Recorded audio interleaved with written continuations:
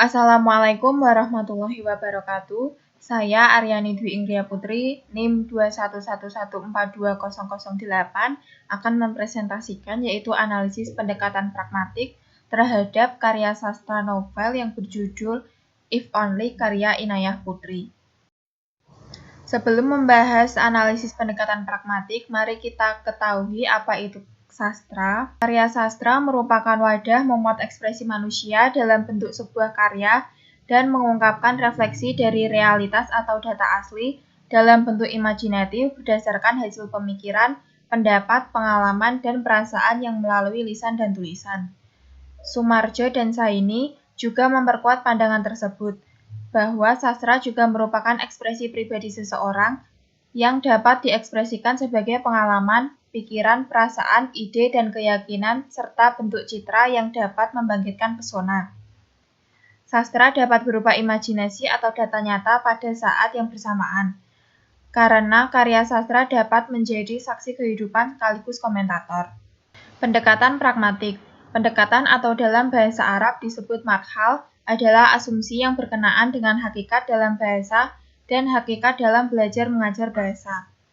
Menurut Abrams, pendekatan pragmatik adalah pendekatan yang didasarkan pada pandangan bahwa struktur dalam karya sastra dirancang untuk memberikan pengaruh tertentu bagi pembacanya, seperti kesenangan, estetika, dan pendidikan.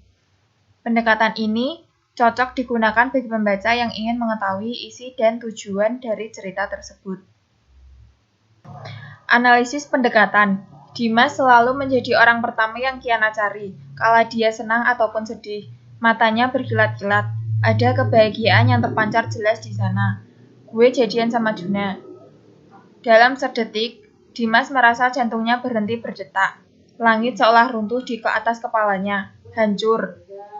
Dari kutipan tersebut dapat diketahui bahwa orang yang selalu bersama dari dulu akan kalah dengan orang baru yang berani maju selangkah lebih dekat untuk menunjukkan perasaannya. Dari banyaknya review pembaca novel ini, sangat rekomen dan cocok untuk remaja. Cinta segitiga yang sudah disuguhkan pada awal cerita, membuat pembaca ikut merasakan emosi dalam alur cerita. Matanya menatap Kiana tepat di manik matanya. Seperti sebelumnya, Kiana merasa dia kehilangan oksigen. Tatapan Juna seperti menghipnotis gadis itu, menyedotnya masuk dan menjebak Kiana di dalam. Dari kutipan tersebut dapat diketahui pembaca bahwa novel tersebut bergenre romans. Jika dapat aku sambangi setiap jengkal kenangan, ingin kulewati beberapa bagian, termasuk saat mata jernihmu merambat dan tinggal dalam imajinasiku. Kutipan di atas menunjukkan bahwa dalam novel If Only terdapat bait-bait puisi yang menambah unsur estetika di dalamnya.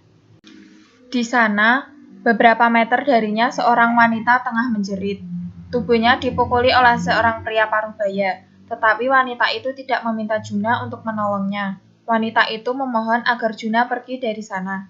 Terkadang dia berharap buta hingga dia tidak akan menyaksikan kematian orang-orang yang dia cintai yang menghantuinya sepanjang hidupnya. Dari kutipan di atas menjelaskan kisah pahit yang dialami oleh seseorang di masa kecil. Pengalaman pahit yang sangat membekas sampai ia dewasa. Karena hidup yang ia jalani begitu berat dan selalu dihantui oleh trauma di masa lalunya yang mengharuskan dirinya kehilangan orang yang sangat ia sayangi. Ada hangat yang menjalar dalam dadanya. Sebaik mungkin Juna merekam suasana dalam memorinya. Gelak tawa teman-temannya, celoteh riang Kiana, hingga sorot penuh kasih dari dua pasang orang dewasa yang berada di meja makan ini. Kenapa baru sekarang dia menyadarinya? Dia ternyata memiliki banyak orang yang mencintainya. Dari kutipan di atas menjelaskan bahwa kita harus menyadari dan peka terhadap sekitar bahwa kita tidak hidup sendiri. Banyak orang yang menyayangi dan mencintai kita. Apapun kondisinya, mereka akan selalu di samping kita. Aku janji nggak akan merengek lagi. Hujan mengalir di pipinya. Isakan menggema, aku janji akan terima kenyataan bahwa kita adik kakak. Tapi tolong Juna, just wake up. Hadapi dia semampumu, cintai dia sesanggupmu. Percayalah sayang, kelelahan kalian akan terbayar nanti. Sakit hati kalian merupakan jalan untuk saling mencintai dengan cara yang lebih kekal. Kutipan di atas dapat kita ambil sebagai pengalaman bahwa apa yang sudah menjadi takdir kita harus kita terima walaupun itu pahit dan sakit. dengan cara menghadapi takdir itu semampu dan sesanggup kita. Pasti semua itu akan terbayar nantinya. Akhirnya, Juna bangkit dari tempat tidurnya, melangkah menuju kamar mandi. Pada saat-saat seperti ini, ada ritual yang selalu dia laksanakan. Tetes-tetes air wudhu jatuh dari ujung rambutnya yang berantakan. Setelah menggelar sajadah, Juna melaksanakan sholat tahajud 2 rakaat. Dari kutipan di atas, terdapat nilai religi yang dapat diambil, yaitu menunaikan sholat malam untuk ketenangan jiwa dengan meminta dan berserah diri dengan cara merendahkan diri di hadapannya. Adapun hikmahnya untuk kehidupan yaitu bersyukur dengan hidup, berani melangkah maju, menghargai orang-orang yang menyayangi kita, dan ikhlas dengan apa yang sudah menjadi takdir, dan selalu berdoa kepada Allah.